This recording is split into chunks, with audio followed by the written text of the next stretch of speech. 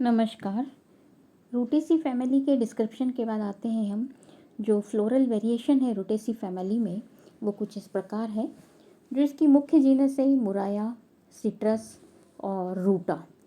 तो मुराया, ये floral diagram से हम देख सकते हैं कि ये जो मुख्य जीनस है मुराया पैनिकुलेटा, इसमें जो मेन स्थिति जो है ये कि ये दो कार्पल यहाँ पर दो लॉक्यूल दिखाई दे रहे हैं। दूसरा इसके अंदर जो है स्टैमेंस की स्थिति ऑर्बिप्लोस्टैमेनस है और ये गैमोसेपलस स्थिति है, ब्रैक्टिएट फ्लावर है।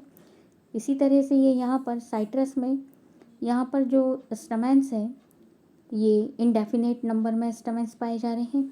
और ये जो रूटा स्पीशीज़ है इसके अंदर ये एक ही चक्र में लगे हुए स्टैमेंस दिखाई दे रहे हैं। यहाँ पर मुराया में दो चक्र में है और ऑब्डिप्लोस्टैमेनस स्थिति है, यहाँ पर ये एक ही चक्र में लगे हुए दिखाई दे रहे हैं।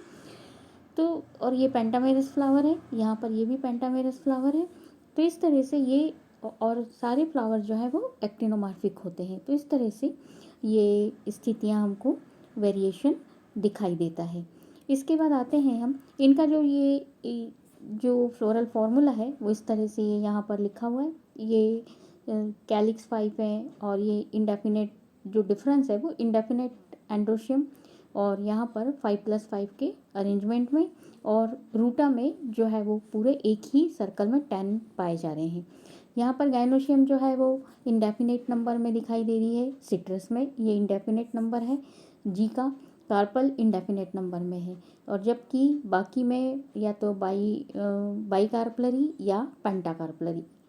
इसके बाद आते हैं जो कुल का जो इकोनॉमिक इम्पोर्टेंस है, आर्थिक महत्व। तो इस कुल के अंदर अनेक प्रकार के फल जो विटामिन सी से जिनमें विटामिन सी प्रचुर मात्रा में पाया जाता है, फल पाए जा रहे हैं इस प्रकार के जो कि काफ़ी मतलब विटामिन सी जो कि ब्लड को बढ़ाने का काम करता है। तो काफ़ी इम्पोर्टेंट फ्रूट्स हैं इसके अंतर्गत। फिर औषधि महत्व के पादप है और कुछ सजावटी पादप है, कुछ में से इनकी पत्तियों से ऑयल प्राप्त होता है। तो इस प्रकार ये फैमिली थोड़ी इकोनॉमिक रूप से काफ़ी इम्पोर्टेंट है। तो इसके अंदर फ्रूट्स जो साइट्रस जाति के फल हैं उसमें विटामिन सी पाया जाता है, जो कि विटामिन सी जो इसका प्राकृतिक स्रोत है, एस्कॉर्बिक एसिड का प्राकृतिक स्रोत है, मुख्य प्राकृतिक स्रोत है इनके फ्रूट्स। तो सिट्रस जाति में कई प्रकार के फल हमको प्राप्त होते हैं, जैसे साइट्रस मेडिका जिसको हम कहते हैं साइट्रॉन, साइट्रस लिमोन, साइट्रस ऑरेंटिफोलिया जिसको लाइम कहा जाता है, लिमोन जिसको बड़ नींबू कहा जाता है, साइट्रस ऑरेंशियम जिसको बीटर ऑरेंज कहा जाता है, citrus sinensis sweet orange, citrus reticulata संतरा कहा जाता है, सिट्रस मैक्सिमा शैडॉक कहा जाता है, और सिट्रस पैराडाइस जिसको ग्रेप फ्रूट भी कहा जाता है। तो इस प्रकार से ये, और सिट्रस साइनेंसिस भी एक जो स्वीट ऑरेंज होता है, मौसम्बी जिसको कहते हैं, रेटिकुलेटा संतरा होता है इस प्रकार से, और साइट्रस मैक्सिमा जिसको चकोतरा कहा जाता है। तो इस प्रकार से ये साइट्रस फ्रूट्स पाए जाते हैं जिनमें विटामिन सी काफ़ी मात्रा में पाया जाता है।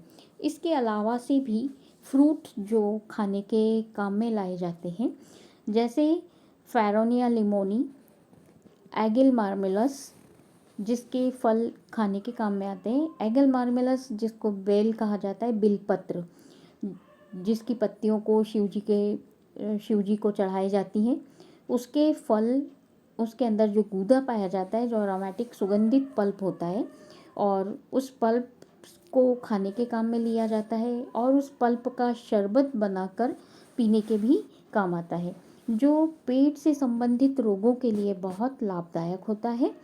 और फेरोनिया लिमोनी के परिपक्व फलों से जो पक गए हैं फल, उनका गूदा खाने के काम में आता है, चटनी बनाने के काम में आता है, शरबत बनाने के काम में आता है। तो ये जो फल है ये पेट संबंधी बीमारियों के लिए काफ़ी फ़ायदेमंद होते हैं। इसके बाद आते हैं हम जो मेडिसिनल यूज़ के जो प्लांट्स हैं और औषधियों के रूप में और मसालों के रूप में जो प्लांट्स काम में लाए जाते हैं। जैसे औषधि के रूप में जैसे कि ज़ैंथोज़ाइलम नामक जो इसकी जीनस है, इसकी अनेक जातियाँ औषधि और मसालों में प्रयोग की जाती है। जैसे ज़ैंथोज़ाइलम ऑर्मेटम, तेजपान का पत्ता जो कि मसालों में उपयोग में आता है, और साथ ही इसकी छाल जो है वो एंटी हेलमैटिक होती है। एंटी हेलमैटिक मतलब कि पेट के अंदर कुछ जैसे जो कीड़े आ जाते हैं, पेट के अंदर कृमि जो आ जाते हैं, उनके इलाज के लिए इसका उपयोग किया जाता है। इसके बाद इन पेड़ से जो तेल प्राप्त होता है, इसेंशियल ऑयल्स, जो एवोपरेट मतलब वाष्पशील तेल होते हैं, जिनके अंदर एंटीसेप्टिक गुण होते हैं, और इनका प्रयोग प्रसाधन सामग्री और दांतों की औषधियों में किया जाता है। ज़ैंथोज़ाइलम लिमोनेला, जिससे वाष्पशील तेल प्राप्त होता है, उसके अंदर एंटीसेप्टिक गुण होते हैं। ज़ैंथोज़ाइलम निटिडम, इसकी जड़ों का प्रयोग दांत के दर्द के इलाज में किया जाता है। मुराया कॉनिंगाई, मीठा नीम जिसको कहा जाता है, जैसा कि आप लोग सभी जानते हैं कि मीठे नीम में एक विशेष प्रकार की सुगंध होती है और इसको मसालों के रूप में काम में लिया जाता है। ऑर्नामेंटल प्लांट्स कुछ जो गार्डन में लगाए जाते हैं, मुराया पैनिकुलेटा, कामिनी, रूटा ग्रेविलेंसिस, स्कीमिया आर्बोरेसेंस, डिक्टेनस एल्बस, ग्लाइकॉक्सी पैंटोफिला, ये कुछ पौधे हैं जो कि गार्डन में लगाए जाते हैं। इसके अलावा से इस फैमिली के अंदर जैसे मसालों के रूप में मैंने बताया कि काम में आती हैं, जैसे मुराया कॉनिंगी, मीठा नीम, करी लीफ कहा जाता है जिसको, इसकी पत्तियों से सुगंधित सब्जियों को सुगंधित करने में काम में आती है। ज़ैंथोज़ाइलम पाइपरेटियम, जिसके फलों से जापानी पीपल मिलती है।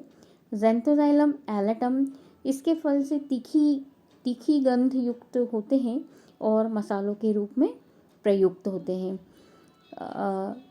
फैगेरा बदरंगा, इसके फल मसालों के रूप में प्रयुक्त होते हैं। ऑयल के रूप में फैगेरा बदरंगा के बीजों से तेल प्राप्त होता है। सिट्रस मुराया लाइमोनिया, इनकी जाति के फलों के छिलकों से और पत्तियों से वाष्पशील तेल का डिस्टिलेशन किया जाता है और ये सुगंधित तेल सुगंध और औषधि के काम में आते हैं। तो साइट्रस, मुराया, लाइमोनिया, इनकी जातियों से और फैगेरा की जातियों से, किसी की पत्ती से, किसी की छाल से, किसी के फल के छिलकों से, जैसे संतरा आप जानते हैं, नारंगी, जिनके छिलकों में तेल पाया जाता है। इसके बाद कुछ पौधे ऐसे हैं जो कि कास्ट के रूप में, इनकी कास्ट टिम्बर के रूप में काम में आते हैं, जैसे ज़ैंथोज़ाइलम एलेटम, इसकी कास्ट से छड़ियाँ बनाई जाती हैं। लाइमोनिया एसिडिसिमा, इसकी कास्ट से काष्ठी वस्तुएं, कृषि उपकरण इत्यादि बनाने के काम में आती है।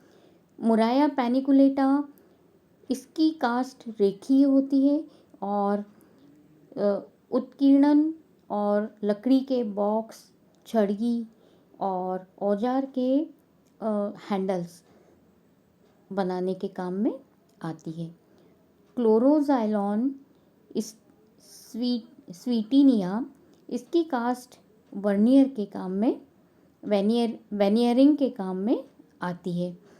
तो इस प्रकार से इस फैमिली के अंदर फल जो काफ़ी इम्पोर्टेंट है, जिनमें विटामिन सी पाया जाता है, और नींबू, संतरा, मौसम्बी, इस तरह के फ्रूट्स इनमें पाए जाते हैं। मसालों के रूप में जैसे तेजपान, करी नीम, जो हमारे डेली के काम में ली जाती हैं, इस तरह से। और तेल, वाष्पशील तेल, सुगंधित तेल बनाए जा रहे हैं, जैसे कि साइट्रस फ्रूट्स के जो छिलके हैं उनमें तेल पाया जाता है। मुराया की लीफ में तेल पाया जा रहा है।